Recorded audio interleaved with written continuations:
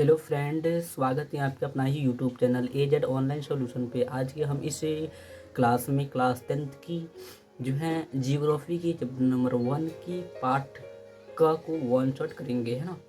Chapter का नाम है भारत संसाधन एवं उपयोग, है ना। जो ये बहुत बड़ा चैप्टर है ना, जो भारत संसाधन एवं इसका उपयोग है ना, ये बहुत बड़ा चैप्टर है। लेकिन इसकी है ना कई पार्ट में जो ना पार्ट क, पार्ट ख, पार्ट ग में डिवाइड किया गया है। तो हम आज के ना इस वीडियो में है ना पार्ट क को है ना क्या करेंगे, क्लियर करेंगे, यानी कि वन शॉट करेंगे, है ना। ठीक, बहुत ही अच्छे कंसेप्ट के साथ में, है ना। तो है ना, तो आपसे यही है ना एक निवेदन है कि है ना, अगर आप इस चैनल पे नए हैं तो चैनल को सब्सक्राइब जरूर कीजिएगा और है ना वीडियो को ज़्यादा से ज़्यादा शेयर कीजिएगा। तो आइए हम शुरू करते हैं। फाइनली है ना, देखिए जियोग्राफी है ना, तो जियोग्राफी को हम बहुत ही है ना बहुत ही जीरो लेवल से शुरू करेंगे, है ना। देखिए जियोग्राफी का जो है ना मतलब क्या होता है जियोग्राफी। देखिए जियोग्राफी दो है ना, ये दो भागों में से है ना डिवाइड किया गया है। एक जियो प्लस ग्राफो। जियो का अर्थ होता है पृथ्वी, है ना, पृथ्वी होता है ना, पृथ्वी होता है, और ग्राफो का अर्थ होता है वर्णन। यानी कि जियोग्राफी में मूल रूप से हम क्या पृथ्वी के बारे में है ना क्या करते हैं, वर्णन करते हैं, है ना। तो पृथ्वी का वर्णन है ना जियोग्राफी का मतलब होता है ना। क्लियर। तो आइए हम है ना प्रत्येक क्वेश्चन को अच्छे से कंसेप्ट के साथ में समझेंगे। क्लियर। पहला क्वेश्चन है कि संसाधन किसे कहते हैं। संसाधन किसे कहते हैं, लिखेंगे मानवीय आवश्यकताओं को पूरा करने वाले सभी जीव जंतु वनस्पति एवं पदार्थ संसाधन कहलाता है। यानी कि जो मानव, यानी कि कोई आदमी है, ये वाला है ना, ये कोई आदमी है ना, ये जो है ना आदमी है, जो भी अपने डेली लाइफ में जो भी कोई भी चीज़ का यूज करता है, कोई भी काम करता है, कोई भी चीज़ का यूज करता है अपने है ना डेली लाइफ में, जैसे कि जंतु की है ना, जीव जंतु वनस्पति है ना, पेड़ पौधा एवं पदार्थ, कोई भी पदार्थ का यूज करता है वो संसाधन कहलाता है। जैसे कि है ना मोबाइल एक संसाधन है, कॉपी एक संसाधन है ना, जो मार्कर एक संसाधन है ना, घर एक संसाधन है। इनकी दुनिया के उन सभी पदार्थ जो संसाधन जो है ना हमारी आवश्यकताओं की पूर्ति हो, उसे संसाधन कहते हैं, है ना। तो है ना यहाँ पे देखिए लिखा गया है, यहाँ पे देखिए उदाहरण में कोयला, पेट्रोल, पुस्तक, बेंच, है ना, ये सब क्या है, हमारा संसाधन है। यानी कि जो भी चीज़ें, दुनिया की जो भी चीज़ें जो हमारी आवश्यकताओं की पूर्ति, यानी कि हमारी ज़रूरत के लिए है, दुनिया की जो भी चीज़ हमारी ज़रूरत के लिए है वो संसाधन कहलाएगा। क्लियर। बहुत ही छोटा सा कंसेप्ट है।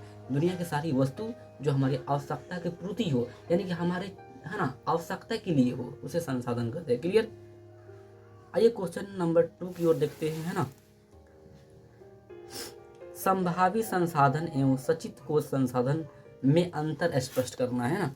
यानी कि संभावी संसाधन क्या होता है और सचित कोश संसाधन क्या होता है, इसमें क्या करना है, हमें अंतर करना है। क्लियर। संभावी संसाधन और सचित कोश संसाधन में अंतर करना है। तो सबसे पहले देखेंगे संभावी संसाधन क्या होता है। संभावी मतलब देख कहीं है ना पता चल रहा है कि संभावी मतलब संभावना है कोई, है ना, संभावना। तो देखिए संभावी संसाधन क्या होता है, ऐसे संसाधन जो किसी क्षेत्र में विशेष मौजूद होता है, यानी कोई क्षेत्र में विशेष मौजूद है जिसे उपयोग में लाए जाने की संभावना रहती है।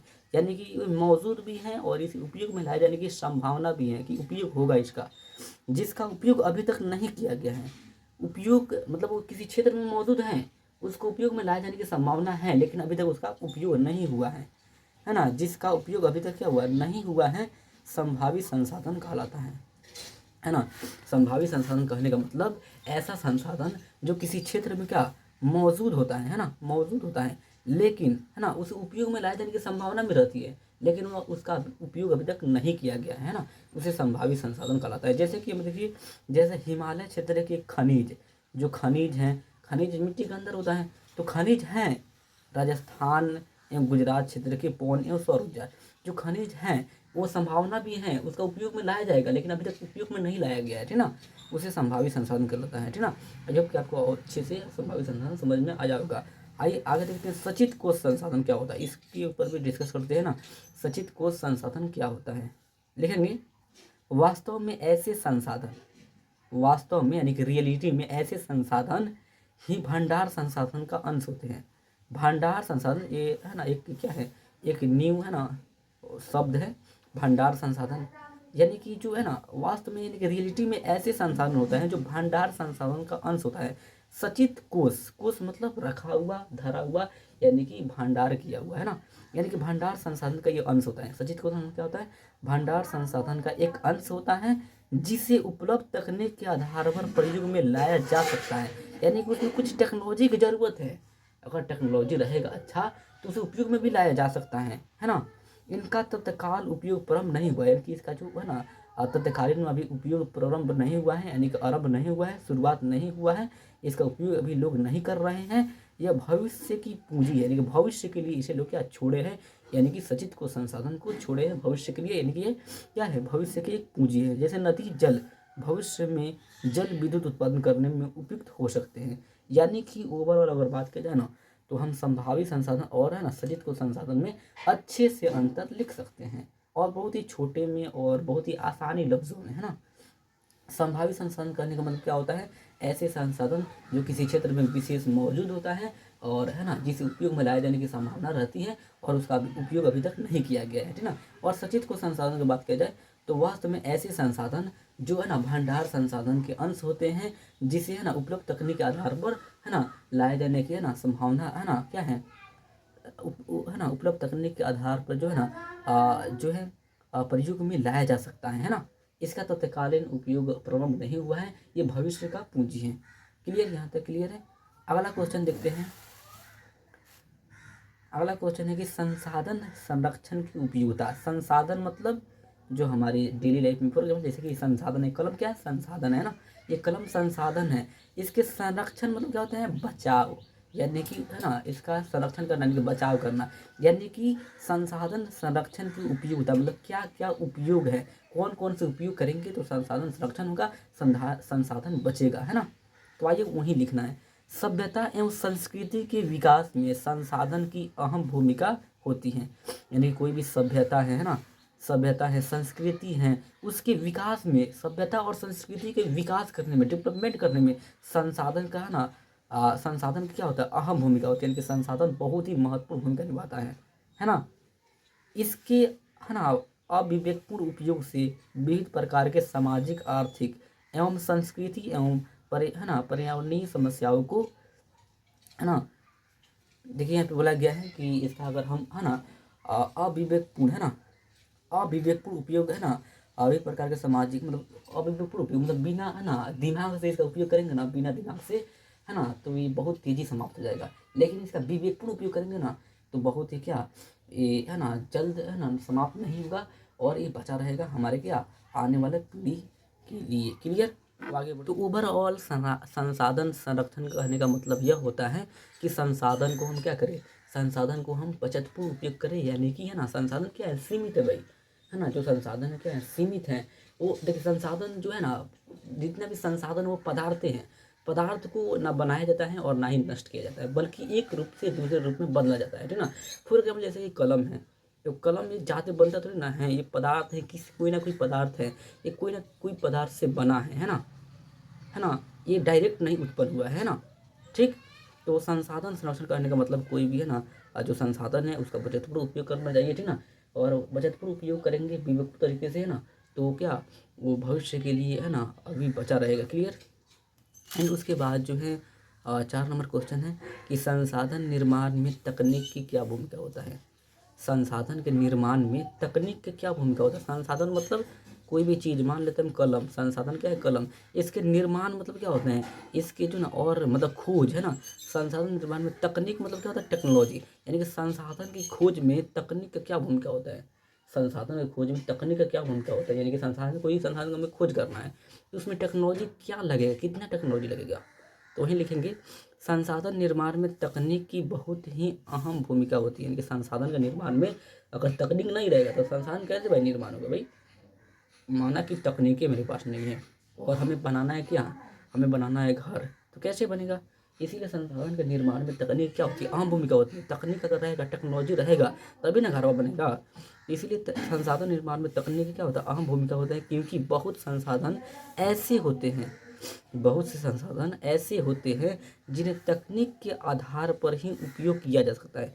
बहुत से संसाधन ऐसे हैं जिसको तकनीक रहेगा तभी बनेगा, नहीं तो नहीं बनेगा। तकनीक है ना, एक कलम बनाना है ना, एक मुझे क्या कलम बनाना है और मेरे पास तकनीकें नहीं है कि कलम कैसे बनेगा, उसमें क्या क्या लगाना है तो बनेगा। तकनीक अलग ही नहीं रहेगा तो संसाधन कैसे बनेगा, संसाधन का निर्माण कैसे होगा, है ना।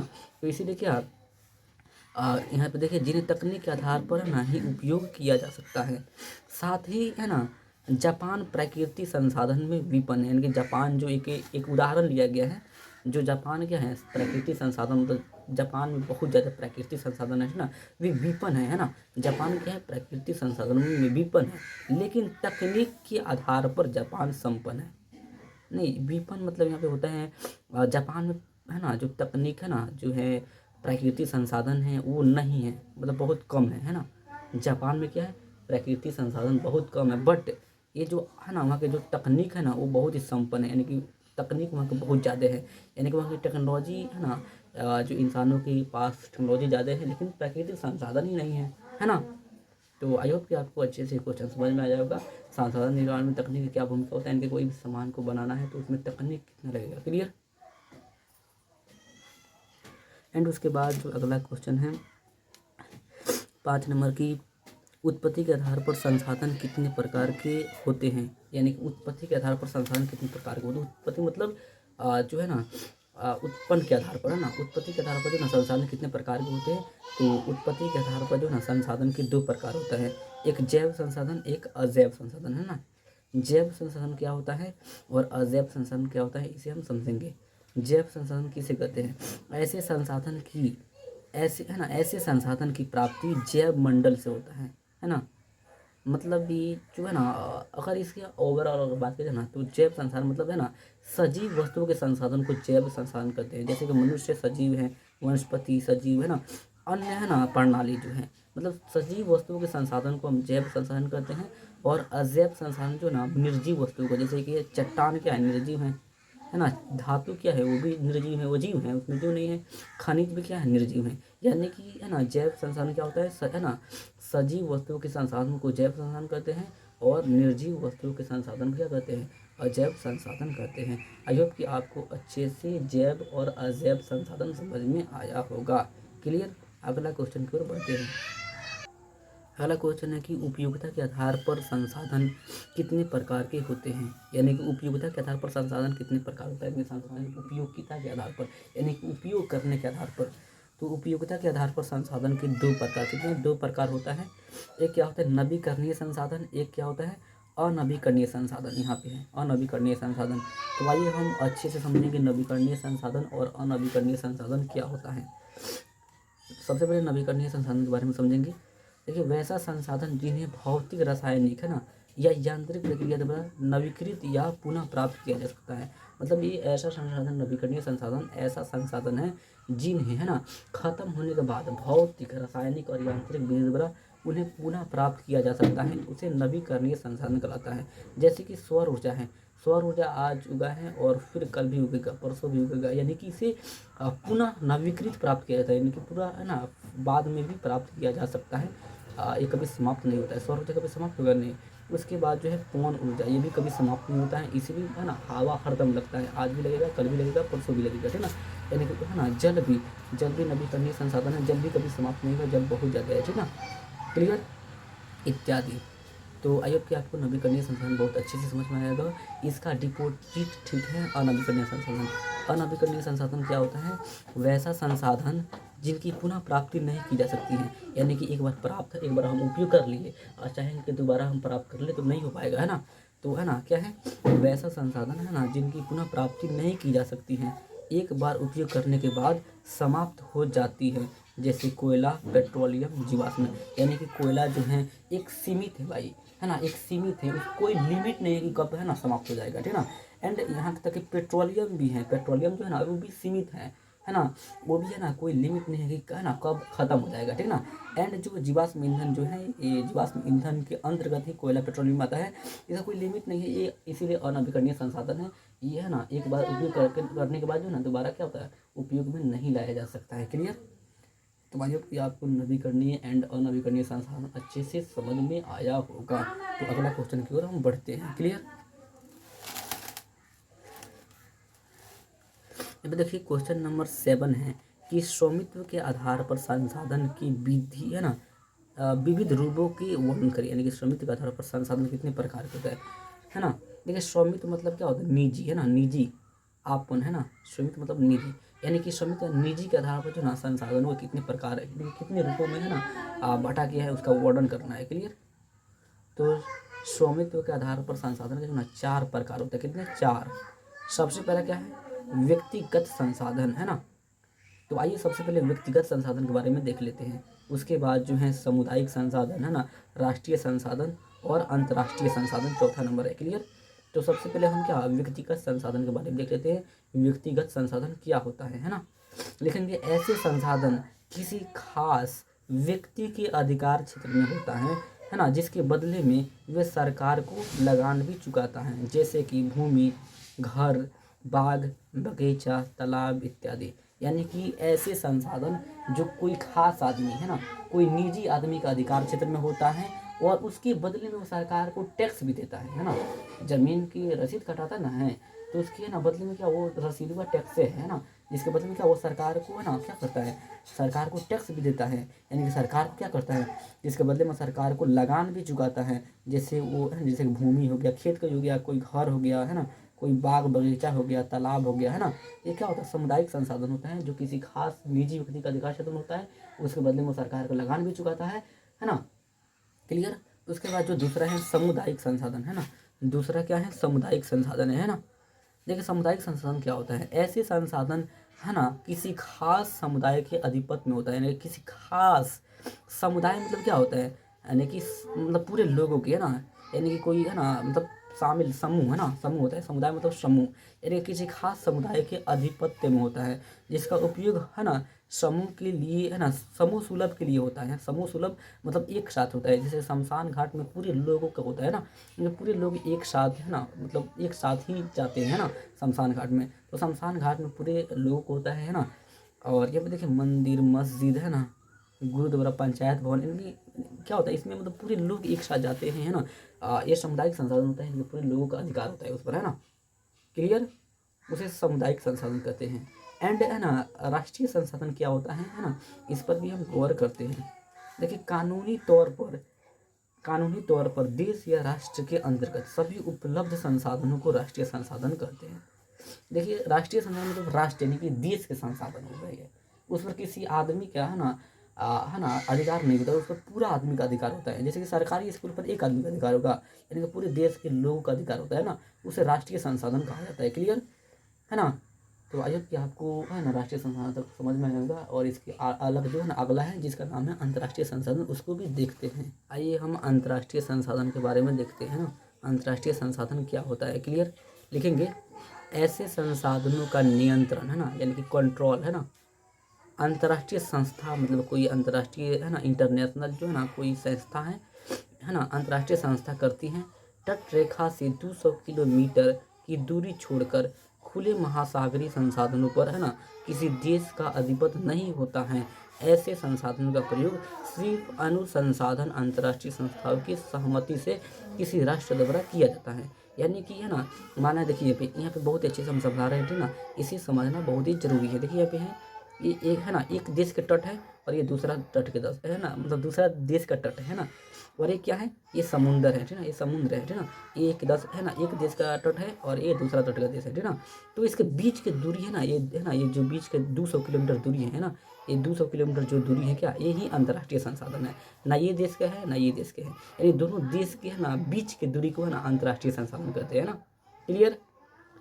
तो आई होप कि आपको अंतर्राष्ट्रीय संसाधन बहुत ही अच्छे से समझ में आ जाएगा, ठीक ना। बहुत ही, है ना, नॉर्मल है ना। तो लिख देंगे एक बार और पढ़ देते हैं ना। ऐसे संसाधन का नियंत्रण, है ना, अंतर्राष्ट्रीय संस्था, है ना, करती हैं। कोई भी अंतर्राष्ट्रीय संस्था करती हैं। कोई कंपनी का होता है अंतर्राष्ट्रीय संस्था, कोई कंपनी होता है वही करता है ना। तट रेखा से 200 किलोमीटर, है ना, दूरी छोड़कर खुले महासागरीय संसाधनों पर किसी देश का अधिपत्य नहीं होता। मतलब कोई भी नहीं बोले हम, ना ही दसवा का अधिपत्य होगा, यानी कि अधिकार होगा, और ना ही दसवा का अधिपत्य होगा, है ना। ठीक। ऐसे संसाधनों का प्रयोग सिर्फ अनुसंसाधन अंतर्राष्ट्रीय संस्थाओं की सहमति से, ऐसे संसाधन का जो ना अनुप्रयोग और कोई, है ना, इसका प्रयोग भी करता है तो सहमति किसका, अंतर्राष्ट्रीय संस्था की सहमति से, है ना, वो प्रयोग करता है ना। या, है ना, सहमति से किसी राष्ट्र के द्वारा ना किया जाता है, उसका उपयोग, है ना। तो आई होप कि आपको अच्छे से समझ में आया होगा, ठीक ना। और हम अगले क्वेश्चन, आज के जो सबसे लास्ट क्वेश्चन है, और यहीं पे हमारा क्या होगा, पूरे एक चैप्टर कंप्लीट होगा, वो भी भारत संसाधन एवं उपयोग के पार्ट क, है ना। 8 नंबर क्वेश्चन है कि संसाधन के विकास में सतत विकास की अवधारणा की व्याख्या करना है। क्वेश्चन पहले समझिए, उसके बाद बहुत ही अच्छे से इजी से लिखा जाएगा अपने कंसेप्ट में कि संसाधन की विकास यानी कि संसाधन के डेवलपमेंट खोजिए और खोजना है संसाधन में, ठीक ना। तो संसाधन के विकास में सतत विकास मतलब जो लगातार चलता जा रहा है, ठीक ना। यानी कि जो ऐसा विकास जो लगातार है ना, जो कभी समाप्त नहीं होता है, ठीक ना। तो वही बोला गया है, संसाधन के विकास में सतत विकास की अवधारणा व्याख्या करना है। आइए लिखते हैं, संसाधन के विकास में सतत विकास की अवधारणा बहुत ही अधिक महत्व रखती है ना। अब देखिए, संसाधन के विकास में सतत विकास की अवधारणा है ना बहुत ही अधिक महत्व रखती है। संसाधन मनुष्य का जीविका है ना, जीविका का आधार है। संसाधन नहीं रहेगा तो मनुष्य का आधार नहीं रहेगा, कोई है ना वस्तु नहीं रहेगा तो किससे वो काम करेंगे, है ना। संसाधन मनुष्य के जो ना जीविका का आधार है। जीवन की गुणवत्ता बनाए रखने के लिए संसाधनों के सतत विकास की है ना अवधारणा क्या अति आवश्यक है। जीवन के अगर गुणवत्ता बनावे के बाद संसाधन बहुत जरूरी है। संसाधन प्रकृति प्रदत्त है ना प्रदत्त की उपहार है। मतलब संसाधन जो है नेचर है ना, एक नेचर है ना, मतलब नेचुरल, एक प्रकृति के प्रदत्त है ना, की अवधारणा के कारण मानव ने क्या किया, इसका अनुसंसाधन दोहन किया। यानी कि इसका जो ना बहुत ही मतलब अंधाधुंध दोहन किया संसाधन का, अगर है ना यहाँ पे देखिए, अवधारणा के कारण मानव ने इसका अंधाधुंध दोहन किया, यानी कि अंधाधुंध उपयोग किया, जिसके कारण क्या है, विभिन्न प्रकार की जो है ना पर्यावरणीय समस्याएं उत्पन्न हो गई है। मतलब मनुष्य जो संसाधन प्रकृति द्वारा संसाधन दिया गया है, लेकिन मनुष्य है ना उसको कुछ बुझता ही नहीं है, अंधाधुंध उपयोग कर रहा है, ठीक ना। तो अंधाधुंध उपयोग करने से एक दिन ऐसा वक्त आएगा कि है ना पूरी दुनिया तहस नहस हो जाएगा, है ना। जैसे कि है ना ओजोन क्षय, पर्यावरण प्रदूषण, है ना असमय ऋतु परिवर्तन, है ना संसाधनों का नियोजित उपयोग होना आवश्यक है। मतलब जैसे कि लोग है ना आज से है ना बहुत सी है ना मतलब इलेक्ट्रिक है ना जो बोल सकते हैं इलेक्ट्रिक मशीन का उपयोग कर रहे थे ना, जो बहुत ही है ना हमारे जो पर्यावरण के लिए क्या है बहुत ही हानिकारक है ना। जैसे कि ना जो है रेफ्रिजरेटर है, वो क्या करता है, ओजोन परत के क्षय करता है ना, ओजोन परत का फोड़ता है, और है ना इसे पर्यावरण को बिना क्षति पहुंचाए भविष्य की आवश्यकताएं के मद्देनजर वर्तमान विकास का कायम रखा जा सकता है। अगर इस पर काबू करके उपयोग करेंगे तो है ना हम क्या वर्तमान विकास का है ना जो है ना विकास का कायम है ना, मतलब इस पर काबू करके हम उपयोग करेंगे तो क्या होगा, वर्तमान विकास का कायम रखा जा सकता है। ऐसी धारणा ही सतत विकास है ना। अभी देखिए, ऐसी धारणा ही सतत विकास के है ना, ऐसी धारणा ही सतत विकास कहीं जा सकती है ना। इससे वर्तमान विकास के साथ साथ भविष्य का सुरक्षित रह सकता है। मतलब वर्तमान विकास तो होगा ही होगा, लेकिन भविष्य भी क्या होगा, सुरक्षित रहेगा, अच्छे से रहेगा, ठीक ना। जो भविष्य आने वाला पीढ़ी है वो भी अच्छे से रहेंगे, उनका भी क्या होगा, संसाधन में कोई दिक्कत नहीं होगा। तो आई होप कि ये चैप्टर बहुत ही अच्छे से आपको समझ में आया होगा, है ना। अगर समझ में आया है तो वीडियो को ज़्यादा से ज़्यादा शेयर करें। क्लियर।